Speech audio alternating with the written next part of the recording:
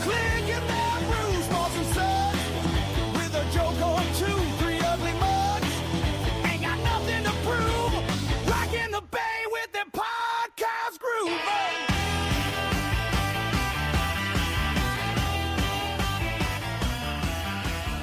Oh, yeah. Still way too long of a fucking intro. You're supposed to talk over it like you do on the radio, Johnny, okay? You're a goddamn professional. A professional doesn't talk over lyrics. You talk over music. That's how you do a post-up. And the guy's sitting there. Oh, shit, he got you, son. Motherfucker. Motherfucker. Because I don't listen to the radio because it's not 1958. Oh, that's right, bitch. That's why I'm number one at Pearl Harbor, bitch. I wonder if the AI thing will just make it an instrumental for me. I don't know. You'd have to ask. I don't know. It's your AI thing. You're the one that showed me how to use it. Don't blame me. I'm blaming you. I'm passing the buck. All right. Just type in no words. I'm passing the buck, just like goddamn Aaron Rodgers. Okay, it was everybody else on my team. It wasn't my fault. Can we get a printout of the lyrics? Because it still sounds like it says my laugh has AIDS. And I made sure it said that. Yeah. Okay, that's good then. Yeah, that tracks. Hi, I'm Johnny B. That's John J. Murray. That's Matt Fernandez. We're at the Three Ugly Mugs, boys. Hey. It's episode 63, right? That's it. Oh, Leroy Selman, baby. Leroy Selman. Happy holidays. It's officially the holidays season. We got a bunch of them. Happy belated Thanksgiving to you, fellas. Yeah. We didn't actually talk on Thanksgiving. Yeah, it was great. I spent 5 days in Atlanta up there with the in-laws and enjoying all the foods and the funs. What's your very favorite Thanksgiving treat? Like, well, or part of the meal, not the whole meal, but like which part? I think my wife's, which originally was mine, I taught her how to make it, and now she's just made it so often it's hers now. But all right, pandering, I get it. The green bean casserole, really good, like really, really good. But it's from scratch. There's no canned foods in our Thanksgiving. For some reason, green beans in soup is just good for some. I don't know why it is, but it's good. Not quite. I'm not as big on it as everybody else. It's good though. I get it. People love it. My stuffing is fire as fuck too. So I know Matt also don't like stuffing. Yeah. Wet bread. Sorry, just not my thing. Some wet, greasy bread. You don't like a little bit of wet regurgitated bread? I also in a creature's asshole. I think it's more of a texture thing than a taste thing. What about cornbread casserole? Yeah, of course. I mean, it's not all garbage. I'd like to issue an apology.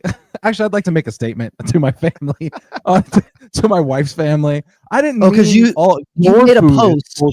I mean, all Thanksgiving food is bullshit, and it's a fucking mid-holiday. Well, explain it from the beginning. You made a post on Facebook, basically taking down Thanksgiving. Basically, you're just shitting all over Thanksgiving. On Thanksgiving. That it's just not that good of a holiday, and there's no need for it other than to break up Halloween and Christmas, which are the goats. And it's just not that great. And the food, like turkey, we all agreed before the show even started, turkey sucks. It's trash. It's a peasant's bird. I feel like there was just like a bunch more like religious dinners, and Christians just got like jealous of other religions having these extra feasts, and then they just added one in. I feel like that's what happened. We're celebrating, like, I don't really know what it, like, didn't we kill all the Indians? How are we? Yeah. It's like a tailgate for our victory. It's like a PR campaign for genocide. Yeah. Well, I mean, we were lied to as kids, though, like, because when we were kids, it was like, and then the Pilgrims and Native Americans, well, when I was a kid, they were still calling them Indians openly. The Pilgrims and the Indians sat down together and appreciated each other's company. And the Indians showed them how to make corn, and the Pilgrims showed them how to make turkey. And then I do remember that they totally like talked about this like massive cooperation, and that's how they were able to survive. It was just a total lie. Yeah. It was a lot. Fucking tuberculosis and shit in it. It was smallpox. Smallpox. That was it. Thank you, John. Yeah. Pretty nice. Surprise. I always called them Indians, and I started calling them Native Americans once I heard that Louis C.K. bit where he talks about how Christopher Columbus was looking for India, and that's the only reason they're called Indians, because he got here. And he was like, "Y'all are Indians, right?" And they were like, "No," and he was like, "Nah, you're Indians." Pretty sure you're Indians. Yeah, that is fucking stupid. So since then, I've called them Native Americans. Yeah. Yeah, well, it's dumb. We celebrate Columbus Day, even though Christopher Columbus never came to the United States of America, or what would later be the United States of America. You're gonna infuriate the Italians. By the way, you know who calls Native Americans Indians more than anybody? Native Americans. Yeah, I think a lot of tribes prefer American Indian. Is what some prefer. When I started dealing poker, it was before it was the Hard Rock. It was called. In the title, it was on the side of the building. It was called the Seminole Indian Gaming Palace. That's what it was called. Right. Chill out, Johnny, with your headdress and you're doing your little dance over there. Okay. Calm down. Okay. I'm just saying, the only people to get pissed off about anything are fucking 20-year-old white girls. So calm it down. They don't give a fuck what they're I can agree with that. Anyway, Thanksgiving. Matt is sorry for shitting on Thanksgiving. Not sorry. I just want them to acknowledge that I wasn't only talking about them. I stand by what I said. I'm a man. Okay. All right, he's doubling down then. Never mind. I still think some of the sides are pretty goddamn good though. Some of the sides. Mac and cheese, sweet potato. Look, man, cornbread. There's a lot of good stuff. I'm not saying that there's not good stuff, but turkey, the main thing, is garbage. Yeah, the main star of the show is trash. It is fucking. Almost everyone I talked to had like a pork alternative. It's like, we made a turkey because it's cheap and no one likes it, and then we also added a ham or a pulled pork or something. Just in case the Muslims stumbled upon our home. We got the Indians, we got the Muslims. Who else is going for today? No, see, I make collard greens because I'm trying to bring the blacks into my house because they're fun on Thanksgiving. They really break up the monotony. You know what I mean? You want to have a good mix of cultures in your house. But if you don't have black people at your Thanksgiving, first of all, what the fuck are you doing? Second of all, you're missing out on a good time. Like have you ever been to an all black Thanksgiving? Yes. Oh, it's so good, dude. They throw the fuck down, dude. Like the food it's a lot of foods. They're doing the electric slide. It's just crazy. Yeah, it's fucking nice. Yeah. Well, that was growing up, I had before I had ever gone to another person's Thanksgiving besides my own family, we always had pumpkin pie, and I never really liked it at all. First time I went over to my buddy's house, they did not have a pumpkin pie at all. They had sweet potato pie, 10 times better than a fucking pumpkin pie. Always. Yes. Dude, I eat sweet potatoes every week in my house. Oh, pecan pie is fucking great. It's just sugar in a bread shell, but yeah, I like it too. It's got nuts in it, John. It's healthy. There's some nuts. Yeah, you're right. It's got protein. Did I tell you I created a brand new sweet potato casserole this year, and it was so fucking good. No, you didn't. What was it? You put cookies in it, didn't you? Cookie butter. Cookie butter. Yeah. Instead of that stupid marshmallow top your fucking dumb Aunt fucking Rosemary does, I did candied pecans, like 2 layers of candied pecans on top with brown sugar and butter, and just cooked them down to where it was like fucking you had to break through that wall of fucking delicious candy pecans, and it was cookie butter, sweet potato, buttery fucking. Yeah, marshmallows are left over from. Yeah. No. Marshmallows are left over from like when like World War II was happening, and like they just stayed good for like 5 years. So that was like the candy that everybody used on everything. You don't believe in your own food, so you're literally taking pure sugar and just dumping it on it, and like, here, this is good now. You have to believe in yourself. Make your shit better. Don't marshmallows. Step it up, folks. They're for 2 things: hot chocolate and s'mores. That's it. Yeah, yeah. Anything else? What the fuck are you doing? Stop it. You're stupid. But yeah, it was Lucky Charms, I guess, if you count those as marshmallows. Those aren't real marshmallows, dude. Not really, no. Yeah, no. Fucking, they're not even lucky, dude. I don't fucking nothing's good happened for me, and I want my money back. I've eaten so many Lucky Charms, and there's nothing. I didn't win a single bet all fucking weekend. It was nice. It was the worst weekend for betting football. What the fuck, man? Well, you know what it is because you were rushed. You had to put all your bets in before you crossed the state line. No, I came back over and I got them in. I was back over the state line Sunday by 11:30, and I told my wife, I go, well, I gotta stop and get some gas, and I said, I'm gonna go and use the bathroom. I sat in the toilet and I'm like, get these fucking bets in real quick, baby. Yeah, but I had 2 hey, what? Out early. And made like $180 this weekend, but I let them both ride, and they both fucked me. James Cook. Well, you're not a coward. And fucking, I can't remember who it was Thanksgiving Day, but it was the late game. Or I can't remember who it was, but they fucked me. I was 1 touchdown away on both of them. Every one of my bets, I was like within 10 yards of winning $300 on it like 4 times. I'm like, get the last night's game, or 2 days ago, if you're watching this, not live. Yeah. No, yeah. We're not live, are we? If you're not one of us. So Sunday night football, we should just start doing live. I know the Broncos game. I never edit it. We never edited it. Anyway. By the third quarter, I needed 20 more yards from RJ Harvey to win like $240. I was like, oh, I'm good. Nope. Every time the guy got the ball, he got tackled behind the line of scrimmage. I'm like, this is good.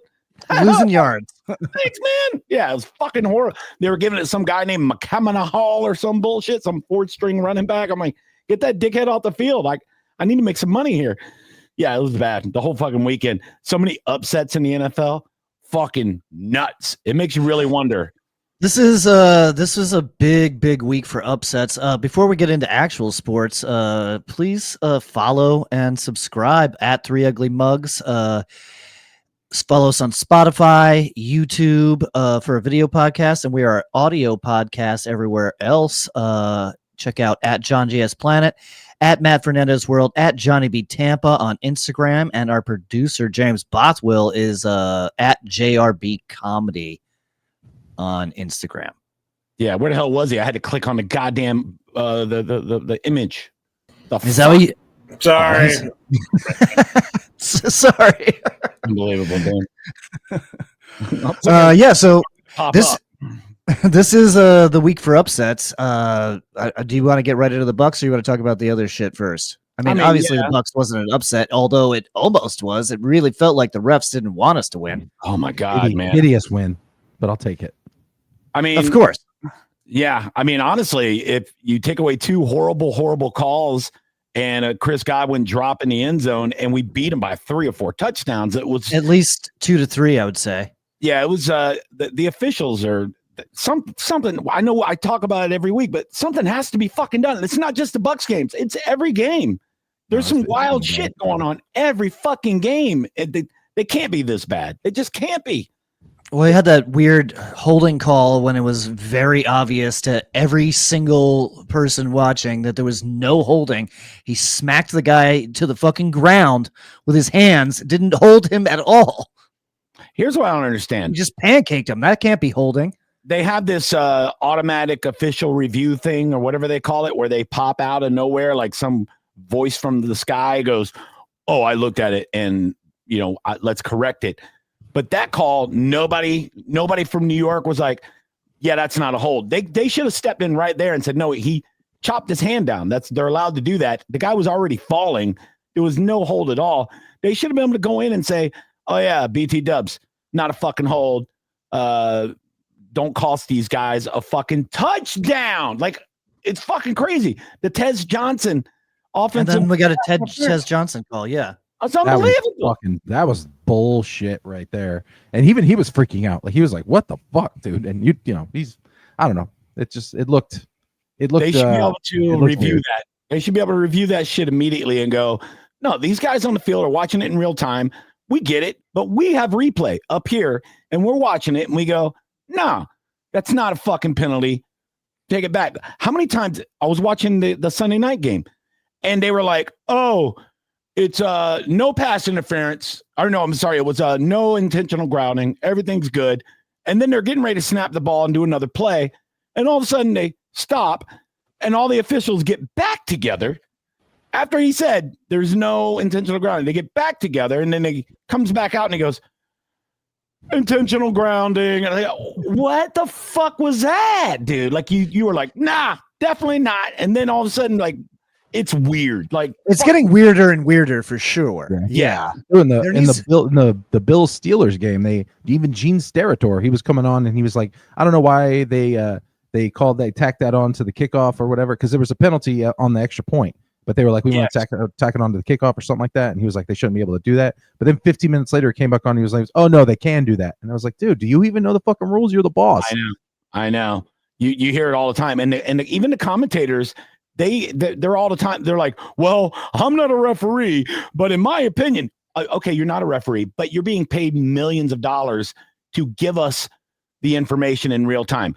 All right, Tony Romo with your fucking eye gargle Sandspurs voice. It feels like It feels like when you're a kid and you're like playing a board game, and then there's always that fucking weird kid that's playing, and like 15 minutes later he's like, well, actually it says right here in the rule book, so we got to go back. Like, fuck off. Yeah. Actually, you can't use the N-word in Scrabble. I thought you could, and you can't, even if it's with an A. Even if you do it the right way. No triple word for you. It's not a proper noun, so technically, you can use it. It's popular in my family. You know what I'm saying? Sorry. Johnny's been in Georgia too long. That's fun. Baker Mayfield was 18 for 28 with 194 yards, 1 touchdown, and no interception. Yeah, fuck that. Bucky's back, baby. Beautiful, my beautiful Bucky boy. Wow, I remember we talked about it a few weeks ago. He had some like mental health stuff where he was like worried about his injury and worried about his performance or something like that coming back in. I think he got over that shit for sure. Yeah, I don't know. Somebody pull him in the locker room and they're like, hey, man, let's have a little one-on-one, man. Come on, man. Back in the locker room. Hey, Bucky, stop being gay. What the fuck are we doing, buddy? Yeah, we need to fucking run the fucking ball. Oh, you having some mental problems? Like, you're fine, aren't you? Yeah, you are. Fucking. I'm surprised how well adjusted your kid is after having you as a coach for so many years. Turned out great, man. You gotta have a positive mental attitude. Just drag him into a room and put on some fucking Disney movies. Smile. Yeah, that's not happening. There was a couple of cool takeaways from the game. Chris Godwin was 78 yards with 3 catches. He had that drop in the end zone, but besides that play, he really looked good. Started looking like old Chris Godwin. He had that big play where he caused that missed tackle and took it down the sideline. Really looked like he's starting to get back. And the exciting part about that is you get Godwin right in the last 5 games of the season starts looking like Godwin. Now they're saying Mike Evans could be back in 2 weeks, and Elijah streak lives, baby. No, that would be wild. You'd have to throw it to him every time. Yeah, 400 yards a game. Also, fucking Jalen. They said his neck is cleared. He'll be. I did see that. They said he'll be back to practice next week. So you got to look at this final division run that we're going on. We have all of our receivers healthy, including Tez Johnson as just a fucking bonus icing on the cake receiver, like a touchdown threat. Well, he probably saved our season being as good as he was. Well, yeah, but I'm saying now he's going to be a bonus. And now we have 4/5 of our offensive line. Yeah. Back. Now who do you cover? Exactly. Who are you going to double? Nobody's going to double. Yeah. We got Ibuka.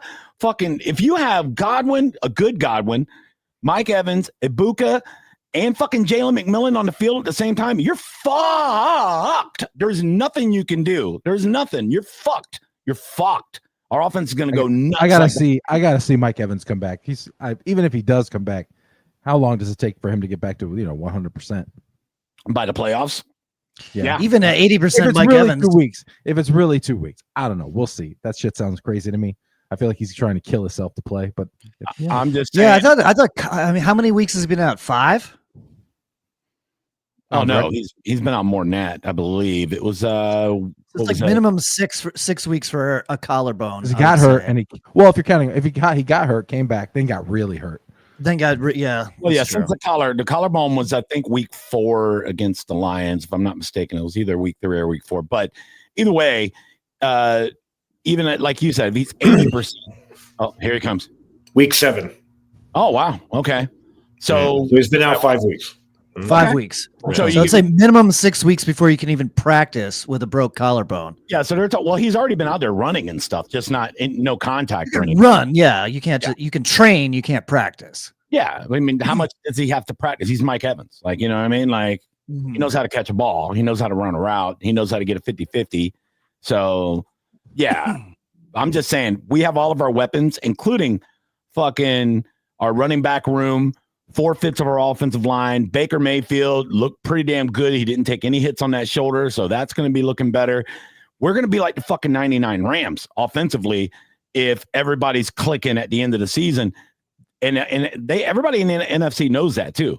They're like, holy fuck. Because think about how good our offense was at the beginning of the season before the offensive line really got fucked. Exactly, yeah. But even without Mike Evans, without Jalen McMillan, without Chris Godwin, we were still scoring 30 points a game. So if we're clicking on all cylinders going into the postseason, nobody wants. We were scoring 30 points with 0 first string. Well, we gotta get in the postseason first. So yeah, I'm not too worried about so next 3 games, we gotta play the Panthers twice. Good. We gotta play the Saints next. Shouldn't be an issue. Then we got the Falcons. I mean, not looking good either. And then we got the Panthers twice. Yeah. And then throw the Dolphins in there too. So the Dolphins for one game. The Panthers are I don't know, man. If the Panthers can get it going consistently, they look really good sometimes.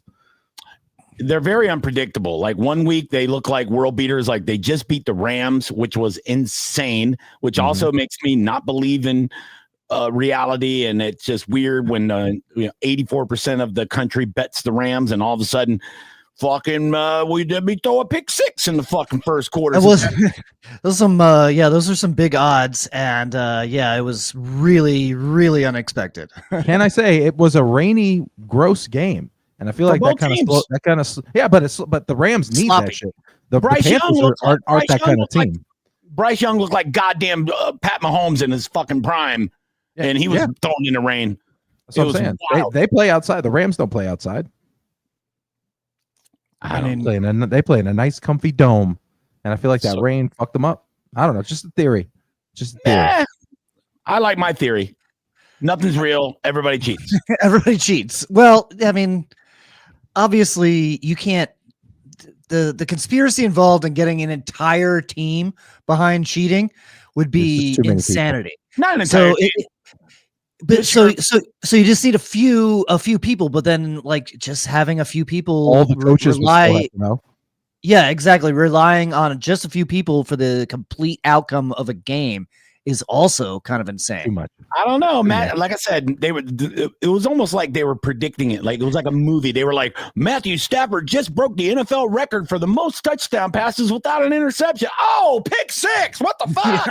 It was like, what? And then the next drive. That's called jinxing. Yeah, that's called the universe is course correcting. Yeah, he went from he threw 2 picks in a row after that, and 1 for a touchdown. It was like, what the fuck is going on now? And all of a sudden, the Rams, who had like their defense is unbelievable, they're like, I don't know how to tackle anymore. Oh, it was what the fuck is? I mean, some of those tackles did look very fake.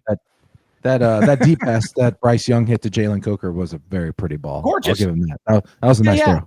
That's another thing. Who the fuck is Jalen Coker? No idea.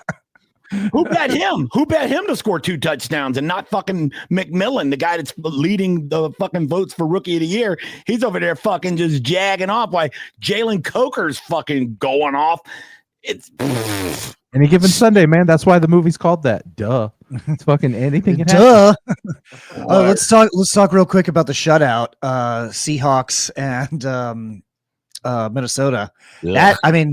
That looked fucking fake, right?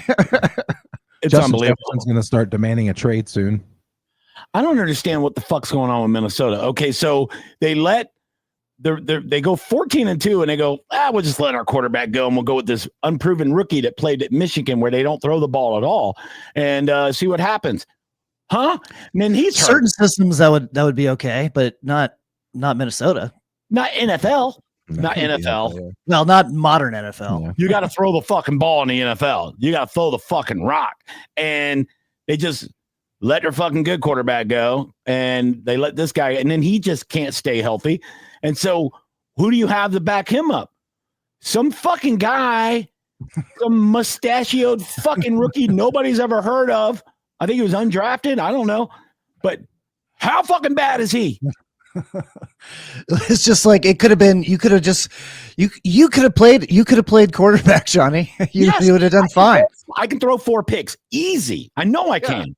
100%. I believe you could.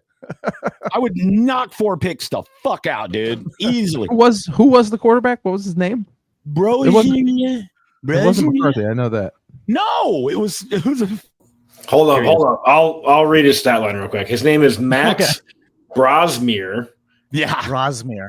He was He was 19 of 30 for 126. He averaged 4.2 yards of completion. He had 4 picks. One was maybe the worst pick six anyone's ever seen. Oh, the underhander at the goal line. Yeah, dude. And he was sacked 4 times. Let me look up a little. I think he's a rookie. Let me look him up. He's a rookie from Minnesota. He doesn't say what round he was taken. So he didn't have to travel far. They wanted a backup quarterback that they didn't have to pay for travel. Yeah. Exactly. We don't want to have to pay for the bus ticket to get him here. So this is good. It's like when a shitty comedy club uses local talent that's fucking horrible all the fucking time. Just let him fucking MC every fucking show since nobody laughs ever. That's fine. So, right. Well, he'll work for free and he'll do the dishes at the end. Guys, Bothwell's right there. Be cool. My bad. Sorry, buddy. Super great. Awkward. I thought he left. Thanks. I'm trying to find out what year this douchebag was in. This will go down in history. This is the worst performance of an offense in the history of the entire league. Yeah. I don't know if that's true, but it was definitely bad. It was really fucking bad. It fucking sucked. It's when they weren't throwing passes in the NFL, they were getting more passes. Like back when Red Grange was just running like the fucking Delaware wing tee, and they were like, "What? Hey boy, what's a wide receiver? Hey, they had better passing stats when they were using a round football that was made out of shit in the backyard. They were better than fucking Brosmere was fucking Sunday for Minnesota. How pathetic. Pathetic how some of these teams and these fan bases paying all this money for fucking tickets, and that's what they get, and they have a good fan base. Fuck the Bucs. They have a great fan base. The Bucs are in first place. Where we played a home game with fucking perfect winter weather. It's fucking the last day of November. It's 81 degrees with low humidity, and we had 40,000 empty seats in our stadium. Like, what the fuck, man? Like, Minnesota, they're all like, skull. Their team sucks all the dicks. Not with Brosmer. Yeah. Here's some more information about his character. He went undrafted out of Minnesota. He's a 6-year college player. He played 5 years at New Hampshire, and then his final year at Minnesota. Oh boy. Meanwhile, Baker Mayfield is just choosing anyone on the field as a receiver for an audible play and scoring a touchdown. He's catching touchdowns. Yeah, Tristan Wirfs. That was a great moment. I felt really good watching that, and then he did the dirty dancing lift up in the end zone. Great celebration. I was surprised the guy lifted him, didn't get a fucking hernia. Yeah. that was a big lift. That was a big ask. Yeah. It was Graham Barton. He could lift 350. He's pretty strong boy. But at first I thought it was Baker, and I was like, oh, God. I thought it was Baker too. Not with that shoulder, dog. His arm would just testicles blow out. Yeah. Did you hear what they called the name of the play, which is kind of cool? No. Like their local dive bar they hang out in is the Anchor Bar. So that was the name of the play. So when he went to the huddle, he goes, all right, we're going Anchor Bar on whatever. And then Tristan's eyes just lit up. He's like, we're doing Anchor Bar. Yeah. So it's pretty damn dope that they put that in there. And it was, you can tell they've definitely practiced it a few times. Well, the offensive line coach, he kind of saw the possibilities. So he kept going to Grizzard and saying, hey man, I think this will work. And he fucking bugged him enough to where Grizzard goes, all right, we'll work it out. So they finally practiced it this week and they put it in. It was a perfect fucking time for it. Yeah. Wide open. It's made it look like playing catch with your dad. Well, did you hear what Tristan said about the pass too? He said in practice, Baker was just floating them to him. But but Baker said that he didn't know where Buda Baker was. And he's like, I couldn't identify where Buda Baker was, so I just fucking jetted it over to him. So Tristan wasn't ready for a fucking real NFL bullet to come at him, but he's athletic enough. He caught it, and he's like, big meaty palms. Yeah, he's got hands the size of a fucking lunchbox. Yeah, but he'll catch the ball. Like that's not his job. It's like fucking yeah. It was. I'm glad because even Cade Otton can't catch a fucking pass when it hits him in the hands a lot of times. So I don't know. It was good. We should have won by 21, but we got the win. We had to win that game, and I'm glad we did because we. The problems are on defense. Jacoby Brissett and fucking Bam Knight torched us. So the problems are still there on defense. Well, we're not. Those problems are we're gonna have to outscore people because until the 2026 draft comes and we draft a couple of middle linebackers and get a really good edge rusher in free agency, we're gonna have a lot of problems because we can't pressure the quarterback and we can't cover with our defensive-minded head coach. Yeah. Somehow they did look better though. They look better. It's been fucking 3 seasons now. Like, get it together, bro. Like, either do it or don't. They got the stops when they really needed to get the stops, including that last drive. So it did look better. I thought we were going to lose and a recovered fumble.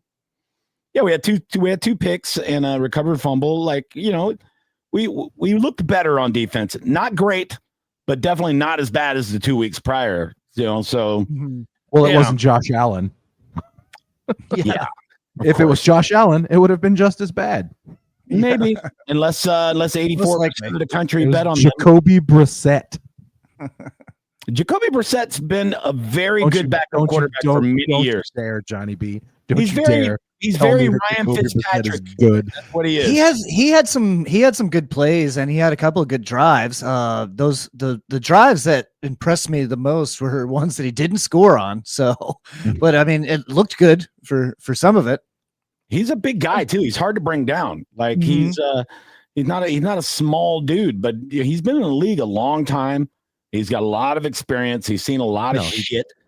Yeah, I think they're definitely moving on from Kyler Murray next season. So I don't know if it'll be with Jacoby, but Kyler Murray will be an Atlanta Falcon next year. That's one of them. Sure. He could also go to the Saints. Ooh, I hope so. That would be, definitely. Because I'm not afraid of Kyler Murray at all. Yeah, not at all. I've seen him play. Yeah, bring him to the division. Even with Marvin Harrison Jr., who was like the best receiver in the world coming out of college, he has still looked bleh. No. I'm not afraid of a quarterback. I'm not afraid of a quarterback who looks like a midget wearing a sports bra at practice every day. That doesn't scare me. Chill out on my cousin Kyler, guys, okay?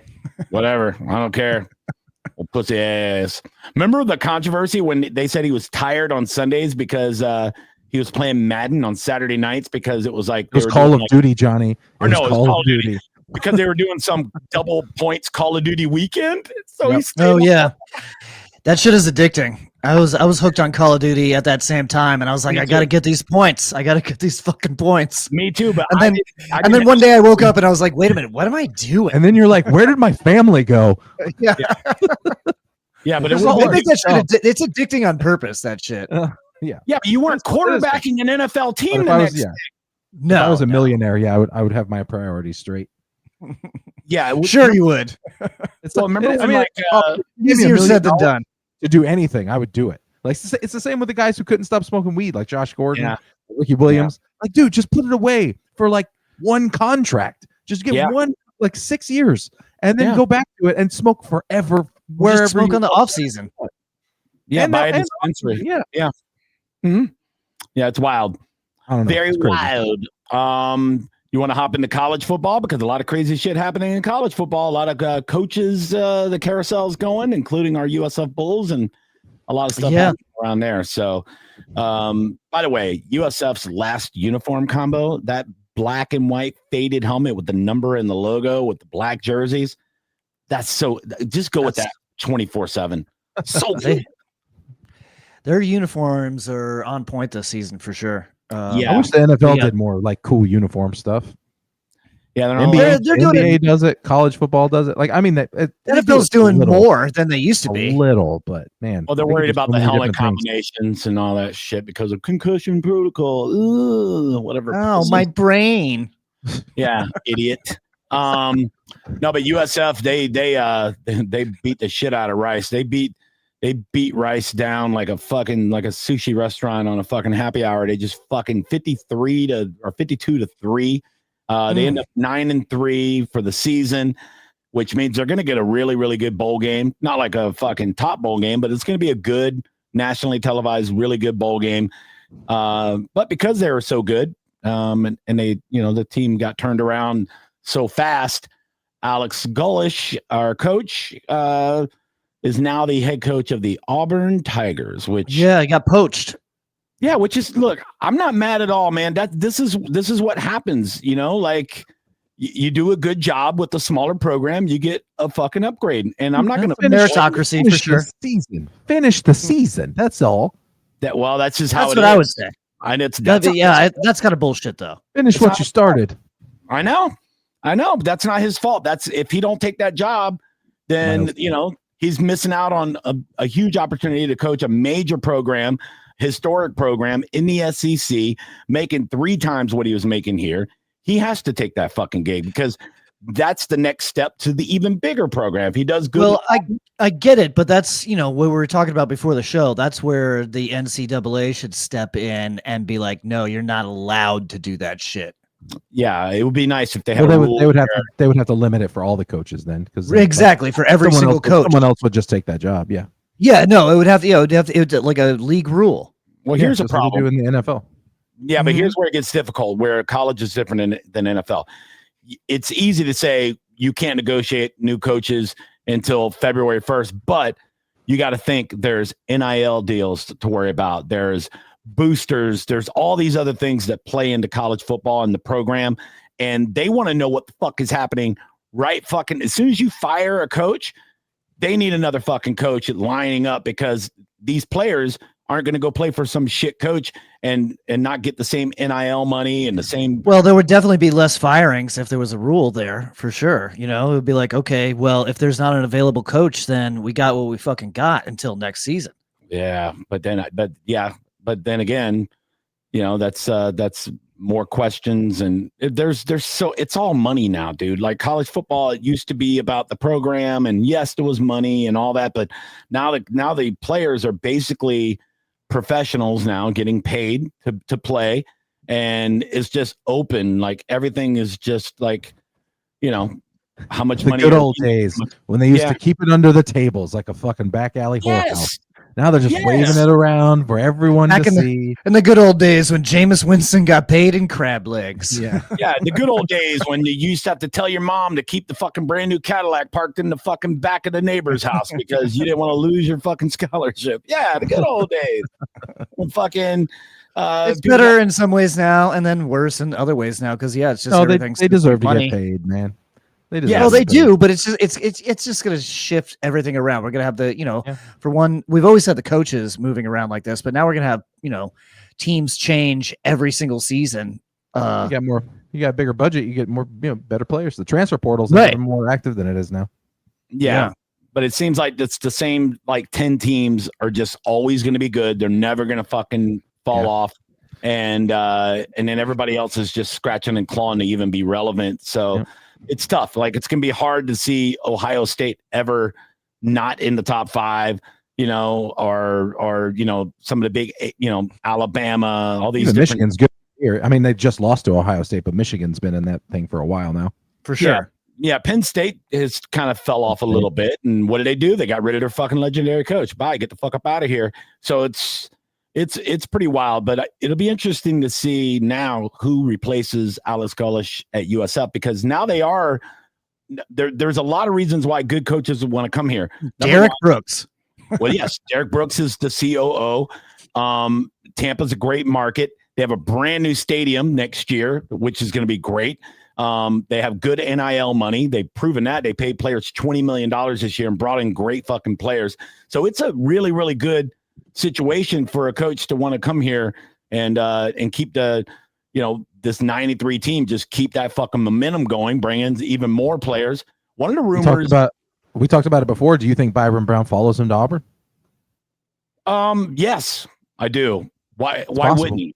Why wouldn't he? I would. He's too good for USF too. He's the fucking monster, dude. Well, we were talking about at the beginning of the season, like he's gonna go somewhere. Well, I think he's one of 5 quarterbacks now in college history that has 3,000 yards passing and 1,000 yards rushing on the season, which fucking nuts. So he's going somewhere besides USF. I would say Auburn. I couldn't see why he wouldn't follow him for his last season, his senior year, go there and fucking make a big if he gets those kind of stats in the SEC and they turn Auburn around and make him actually fucking a contender, he's going to be he'll be a top 10 pick in the NFL. And now he's fucking set because he has all the tools. So we'll see what happens. You're going to make money if you do if you have those kind of stats for a big program, like look at Cam Ward, he's garbage in the NFL, but he's going to get paid. You know, he's going to make good money playing for a shit team, like a lot of top picks do. And the way you do that is you transfer into a big program. Somebody that reached out to USF about the coaching job, which is kind of crazy when you see like coaches going, "Hey, I'm available." And it's kind of, I don't know, it might be a good pick. And he also has a son that's a really good quarterback in college football, and that is a former tight end of the Jets and Buccaneers, Anthony Beck, who's a local guy. He's he lives in the Wesley Chapel area. I thought you were going to say John Gruden. John Gruden's big time rumors. Like Gruden was going to go to Florida. He wasn't going to USF. Well, no, Florida already hired somebody, so they got two lanes. That was the rumor. Yeah. Like he was going to Florida, but yeah, they hired someone. Yeah, but I think Gruden would like to coach in Tampa again. Well, I mean, he already supports USF big time. There's pictures of him wearing USF gear all over the fucking place. And yeah, I don't think he would be opposed to it if the money was right. I mean, if you just took like ex-coaches that live in the Tampa Bay area and put together like a staff for USF, I mean, you could have Warren Sapp as a D-line coach. You could bring Ian Beckles in as an O-line coach. I mean, he's an O-line coach for fucking Chamberlain, and they're great. You know, fucking, I mean, you could fucking a lot of options. Dungy's here. We didn't mention Simeon Rice getting put in the Ring of Honor, man. Shout out. We Simeon. did. I think we did on the last episode, didn't we? Yeah. That was. We did. That was well deserved. Yeah, congratulations. Yeah, it took way too long though. He should have been put in a long, long time ago. You know, like it was weird that it took him over 20 years to put him in the Ring of Honor. He was such a big part of that Super Bowl, that whole team. You know, for the first Super Bowl he was run. The pass rush. Like, I mean, Warren Sapp obviously was, he was part of it too, but that he was the edge rusher. Yeah, it's cool to see them all hanging out at a Bucs game together. Yeah, it was awesome. Yeah, Gruden was in the pirate ship firing off the cannon and shit, and that's which kind of makes me sad there wasn't more people at the game. I mean, I was out of town, but that would have been nice to fill the stadium up for Simeon Rice. You know, especially when our team's in first place. We got to get more fucking people to get out there and support the team. Got to discount those tickets a little bit. I think I'm going to go to the Panthers game in January. I might be going to all the games here soon because I don't fucking ta. Oh, you have. I don't want to say anything, news? But I may have be hot news. I may be credentialed for the Tampa Bay Buccaneers soon. Ooh. Which means I will be in the press box, baby. Take me with you. Put me in a fucking backpack, bro. I'll be so quiet. Yeah. So you just give him 3 big beers and tuck them away under your desk. Andre gets me, bro. He understands me. Yeah, I get it. Now it would be kind of cool though if I could do that. Then every game I go to is air conditioned and I get parking. So yeah, all I gotta do is just fucking wear a polo shirt and act like I'm fucking typing shit in about the game. Yeah, if you have that, you've solved the 2 biggest problems with going to a game, and also ticket price. So that's 3 biggest problems right there. Yeah, and I'm hanging out with all the other folks. You know, all the press was kind of cool. You know, I'd be like, oh, hey, meet Joe Bucs fan. What, Tom Brady? I already know all the Joe Bucs fans guys. Yeah, I know all those guys. Yeah, we're cool. Getting good with Rick Stroud, bro. So maybe one day we could be like a real podcast and have like a real journalist on. Oh, you mean the number 1 sports podcast in all of Florida? Who's Rick that? Stroud. What do you mean real Sports Day Tampa Bay. Fuck you, James. It's the number 1 rated sports podcast in Florida with Rick Stroud and Steve Versnick. I listen every day. They're great.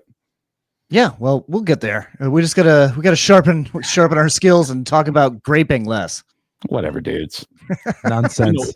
We know what this is. Okay. Whatever. Yeah. Anyway, let's see. More college football talk, or do you want to get to Lightning? You want to get into LSU hiring fucking Lane Kiffin? Yeah, let's do that. I don't care. Did you see Lane Kiffin come up to the reporter and like talk shit to him? And it was like, he goes, "You call me a fucking pussy? You call me a fucking pussy?" Or no, a hoe. It was a hoe. He goes, "You call me a hoe?" Oh. He goes, "Go inside and call me a hoe." He said it to this like nerdy reporter. A hoe? I was like, who calls someone a hoe? I don't know, dude. I guess he wrote it up. He goes, "He's like a real hoe." Oh, Because he's a whore. Because he left one team for another team for money, like a prostitute would. Yeah, so he's a whore. Yeah. He's a whore. And you know the best quality of a whore is they work for the money. Like, you're right. Really good. He left a playoff team. I don't care. We talked about this in the chat, in our private chat. I am never going to fucking shit on somebody for bettering their life, making more money. I love the radio station I work for. I love the format. I love that I get to talk to my city 5 days a week. I'm very prideful. But if another radio station in a shitty part of America were to offer me a bunch of more money, like life-changing money, to go do a show there, like if they go, hey, you want to do mornings in Waco? I'd be like, ugh, really? And they'd be like, we're going to give you this much money. I'd be like, bye, Tampa. See you later. Yeah. Yeah. Johnny has his own compound and he's starting a cult. I would fucking in a second. Yeah. Just like David Koresh, bro. Yeah. I was talking about the Branch Davidians. Yeah. I knew exactly what you were talking about. Yeah. Get my Jesus. It's the Ranch Davidians with Johnny B as the head. I forget I forget. Hell yeah, dude. Jalapeno Ranch. I forget what comedian it was years ago. He said, God damn it, who was it? He was talking about David Koresh, and he goes, all these people believed he was Jesus, and he was wearing glasses. You think Jesus would have bad vision? It's so funny. He needs corrective lenses. What the? Yeah. It's like balding. What the fuck is that, dude? He's dressed like a fucking disco dancer. Get the fuck out of here. Yeah. If Jesus comes back, he better have a fucking 6-pack abs and perfect hair. Yeah. Or else no one's believing you, bro. He better look like Michael B. Jordan. That's what he better look like. He just fucking comes down. He's like, Wakanda forever, motherfucker. I'd be like, thank you. That's what he should look like. That's some fucking dork. Yeah, I'd be so pissed off if that was if he looked like Danny DeVito. I'd be like, what are we doing? Like, this can't. This is our Lord and Savior? This guy? He's got a hard-boiled egg in his pocket. Just pick him up like a baby. God damn it, dude. Fucking ugh. We gotta eat fucking goddamn sub sandwiches. Jersey Mike's. Jersey Mike's. Thank you. Jersey Mike's. Yeah. Oh, Jersey Mike's. That's right. Yeah, I was trying to think of the name. I was gonna say Blimpy for some reason, but yeah, we were all thinking different things. Yeah, that proves that those commercials aren't working because that shit plays like fucking 10 times a day on Sunday. Yep. Yeah. With the fucking with Manning, those are kind of funny though. Yeah, they're kind of funny. Danny DeVito's. So, how about those Lightning? Huh? 7 in a row. 7 in a row. 16, 7, and 2 with 34 points. They're first place in the Atlantic Division. If you're not watching Lightning games, you just don't like hockey, because even people that aren't Lightning fans are watching them because they're so goddamn entertaining right now. Their defense is fucking shut down, but the offense, they are passing the puck like it's like they're filming it for a movie about fucking great hockey. It looks like the Muddy Ducks are doing like a triple deke and shit. Like so good, dude. They're so fucking smooth and good right now. And a lot of their great players are out, and they're calling up guys from Syracuse, and they're playing their fucking nuts off.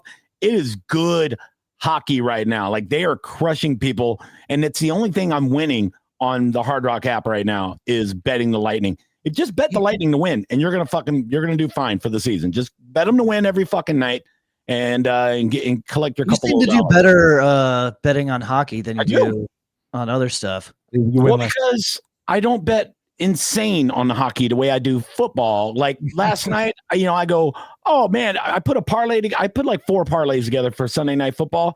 One of them would have easily won had I just took Bo Nix to score 1 touchdown instead of 4. But in my head, I'm like, he's gonna go off. You want that big money? You gotta get that big money. I know, dude. Always chasing that big fucking hit. But in hockey, I'll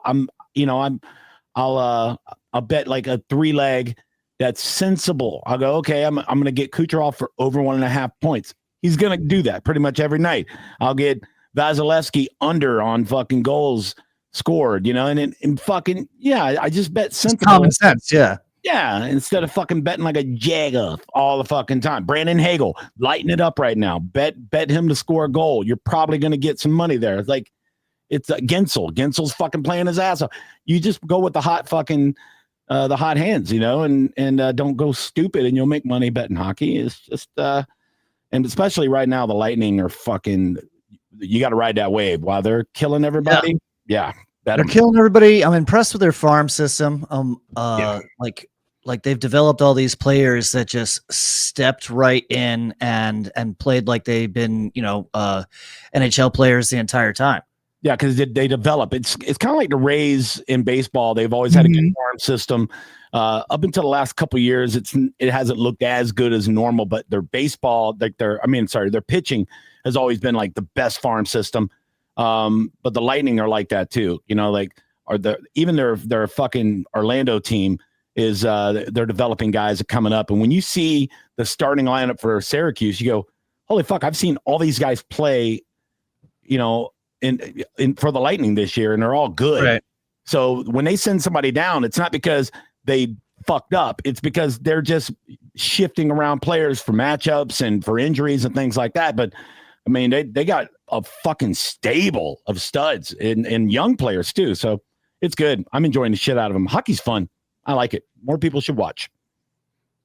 More people should watch. It sucks that they have switched to a new broadcasting thing, so it's a little bit harder to watch than it was last season.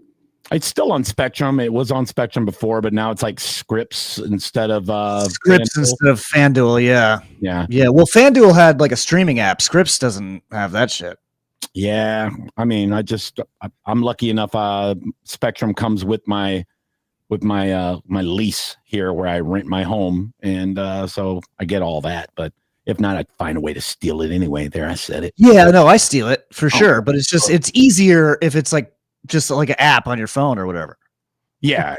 So but they play again tomorrow, or actually tonight. If you're watching this not live like you are. On the 2nd, Tuesday versus the Islanders in New York, and then on the 4th versus the Penguins at home, and then on the 6th versus the Islanders once again at home. Yeah, so it's the most wonderful time of the year, not only for holidays but for sports. You got everything you could ever want right now, and college football is going into the bowl games and the championship games. The NFL this is right when the thick of it. Tom Brady made a statement years ago. He said, football really starts after Thanksgiving. That's when you're playing for your seeding, your playoff spots, your divisions, all that. And he's right. So all these games now are going to be must-win games for so many fucking teams. You got teams battling like Buffalo. They have to keep winning in order to make the playoffs. The Chiefs, the Ravens, and the Bills all might not make the playoffs. Yeah, no, the Ravens are first place. Pittsburgh is. I'm just saying it's possible. They're not good. I know, but that whole division, you got to think they have the Browns in that division. Nope. They have Cincinnati in that division. They just got thumped by Cincinnati. Yeah. So who got Joe Burrow back? Yeah, fucking Pittsburgh is completely fucking throwing that division away. So the Ravens are going to win that fucking division. And I'm not saying I told you so, but I said it right here on this podcast. When they won 3 in a row after starting 1-5, I go, watch them win this fucking division. Watch them win it. And there was chance of fire Tomlin in Pittsburgh yesterday. And he was asked after the game, he goes, did you hear the crowd chanting? Yeah. And he said, I don't blame him. That's what he said. Yeah. So, fire him and bring him to Tampa and fire Todd Bowles. All right. Well, I mean, I don't hate it. I don't know what this is where he started. Tomlin is a great coach. They're fucking retarded if they don't want to keep him. Well, he's been there a long time now, and sometimes you really do. Look, Belichick left fucking New England. Sometimes you just got, it's just you need a new scene. Oh, I get it. So I mean, he's a great coach, but he's still young too. He's he can't be older than the early 50s. Yeah. I would say probably. Do you think 50. Do you think they fire Todd Bowles even if we do make the playoffs? If we don't make the playoffs, I would say they will. But if we do make the playoffs, will they fire him still? If we lose in the first round, very possible, because they did that to Tony Dungy. Yeah, he just couldn't get past the Philadelphia Eagles, and they were like, "We love you, but we have to get past the first or second round of the playoffs," and that's when they got rid of him. It was like at the time, everybody's like, "How the fuck do you fire somebody to turn the franchise around?" I was mad about it. Yeah, but it was the right move because they went and fucking got Gruden and won the Super Bowl. So it could be argued that Dungy would have won the Super Bowl the next year anyway. How? No. He's a defensive guy. He went to play with Peyton Manning, who is a fucking offensive guru, and that's what you need. You got a team that you got to team up, man. You got to have two of them. It also helps when you know all the audible signals and you're playing your ex team in the Super Bowl. Always helps if you want to win the Super Bowl. Hey, Bill Callahan took Gruden's team. Fucking come on, get out of here. Yeah, exactly. Yeah. Thank you. Yes. So, and look, a lot of people can say Gruden's team was Sam Weich's team. He drafted a lot of great players before he got fired. So, it's who's coaching at the time, and you can't argue with history. We won with Gruden and we won with fucking Bruce Arians, so. And Tom Brady. I mean, he had something to do with it. Fucking Tommy. Sweet Tom. Fucking sweet Tom. Did you see him? I mean, Belichick without Tom Brady kind of proves what Tom Brady was doing for the Patriots the entire fucking time. He's getting hot 25-year-old blowjobs. Belichick's good. He's fine. No, I'm not saying I feel sorry for him. Okay, Tom Brady did that for him. Yeah. Tom Brady got him those 25. That's basically Tom Brady's mouth. Yes, dude. Yeah. You think that's the name of the episode? Tom Brady's mouth. Yeah. Good for him, dude. Without Brady. Do you guys want to plug our show at the History Center? Oh yeah. Yeah, that's true. We should do that. That is coming up soon. This month in December 16th. Sounds right. At the Tampa History Center. We're doing History is a Joke, and we're talking about the Tampa Snow Show. I believe it's from the 30s? I think they did one in the 30s, and then they did another one in like the 50s or 60s. But it was apparently this Christmas celebration that was just like the biggest Florida shit show in history. Yeah. You can't give Florida people nice things. They're not ready for it. No, it was too nice for Tampa at the time. I'll try to figure out how to fuck it and smoke it. Come on, man. Yeah, it does sound good. Yeah, that's. I think Amanda's charging $5 or $10 for those tickets. No, they're free. They show up? No, she charged last time. Oh, really? Hey. Yeah, that's why she got us drunk at Publix. That's why she got us drunk. I think you can get the tickets on the Tampa History Center's website though, and come see the Three Ugly Mugs. Talk some shit about the Tampa Snow Show. It'll be fun. We don't know anything about it. We're not going to do research, and we're going to act like we know everything about it. And I'm going to see if I can find a video on YouTube about it. That'll be my research. Well, we also have a historian with us. He'll be teaching us, and we'll be guiding him because we're stupid as fuck. We don't want to know too much. We want to come. I don't want to know anything. I'm going to pregame at Publix. I'm gonna get pretty lit up, eat a pub sub, show up with no knowledge of the snow games, and see what happens, man. It's gonna be fun. I think it will be fun. That is December 16th at the Tampa History Center. Remember, we are a podcast, so subscribe to us on YouTube and Spotify. That's where we're on video. We're audio everywhere else. Remember, you can check out our clips and places where we're going to be on our Instagram accounts at John JS Planet, at Matt Fernandez World, at Johnny B Tampa, and at Three Ugly Mugs. Our producer, James Bothwell, thank you for producing. He's at JRB Comedy on Instagram. And our email is threeuglymugs@gmail.com if you want to book us for any football stuff, or we could do live podcasts, or we could do stand-up, or we could do a combination of all three. Goddamn right. You want we'll all dance that. And shine your shoes if the money's right. Yeah. I'll do it. I'll coach your college football team, whatever you fucking want. You just give us money and we will make it happen. Promise you that. Johnny will do live radio at a flea market if you pay him. I will. I don't give a fuck, dude. I'll do comedy at a flea market. Yeah. I'll make Thanksgiving side dishes at your fucking yard sale if you give me money. I am a hoe, just like Lane Kiffin. So fucking come get it. Oh, show. All right. Thanks for watching. Thanks for listening. James, please get us the fuck out of here. Go Bucs. Bye. Three mugs, three tales of Tampa Bay breeze. Johnny B's laugh rolls like the Gulf with these. Matt cracks sharp like a bottle cap snap. John J spins words, a sly verbal trap. Three ugly mugs, clicking their brews, balls and suds. With a joke or two, three ugly mugs.